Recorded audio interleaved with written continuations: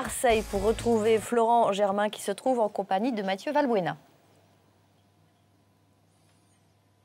Exactement, on s'est mis au chaud dans une petite salle de presse de la commanderie, au chaud, au calme. Mathieu Valbuena, ça tranche avec la soirée de folie que vous avez vécue hier. Racontez-nous ces images d'émotion. Là, vous êtes rentré à 4 h du matin. Quelles images vous garderez de cette nuit de folie et de la fête ensuite?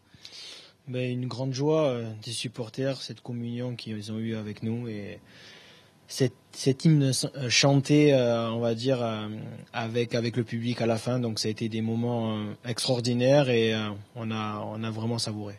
Est-ce que vous êtes à l'initiative du champagne lancé sur les journalistes? Parce qu'en 2010, lors du titre de champion de l'OM, vous aviez déjà lancé le champagne sur les caméras.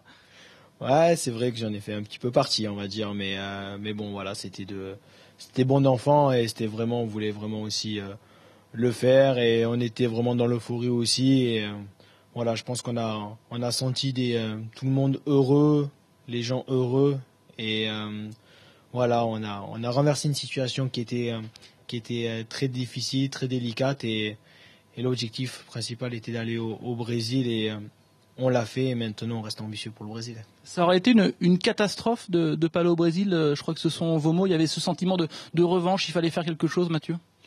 Oui, par rapport à le match aller où on avait fait entre guillemets pas un non-match, mais on n'a pas montré notre vraie valeur. Et c'est vrai que on a eu ce sentiment il fallait un sentiment de révolte. Et hier, on s'est sublimé parce que il était impossible de se dire qu'on allait regarder le mondial à la télé. Et je pense que voilà, aujourd'hui, avec ces valeurs-là, l'état d'esprit qu'on a mis hier, je pense qu'on peut arriver de très belles choses. Le coach Didier Deschamps, que vous connaissez très bien avec cette aventure à l'OM, l'équipe de France maintenant, il a eu des mots très très forts. Je crois que lors d'un repas, il a évoqué peut-être un dernier repas s'il y avait une élimination, c'est ça? Après, il a eu les mots justes, il a eu des mots forts, il a des mots qui nous ont sensibilisés. Et donc, quelque part, ça nous a touchés. Et en tant qu'acteurs, nous, les joueurs, voilà, on a tout donné, prêt pour mourir sur le terrain. On a eu le sentiment aussi d'un vrai engouement autour de ce match, que beaucoup de gens nous soutenaient. Et je pense que voilà, aujourd'hui, on peut être fiers de ce qu'on a fait.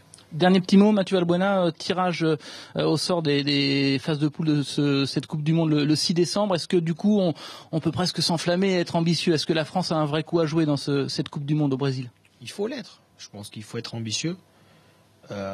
On reste sur une Coupe du Monde en 2010 et en 2012, on ne va pas refaire l'histoire où on s'est un peu manqué, un peu beaucoup. Et donc forcément, on a des revanches à prendre et une Coupe du Monde au Brésil, ça ne se rate pas. Et donc on y va là-bas avec beaucoup d'ambition.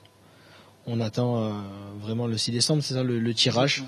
Donc, mais vraiment, on est fiers, mais on a envie aussi j'espère, de faire une grande Coupe du Monde. Voilà, c'est le fabuleux destin des Bleus et de Mathieu Valbuena et ça passe par le Brésil cet été.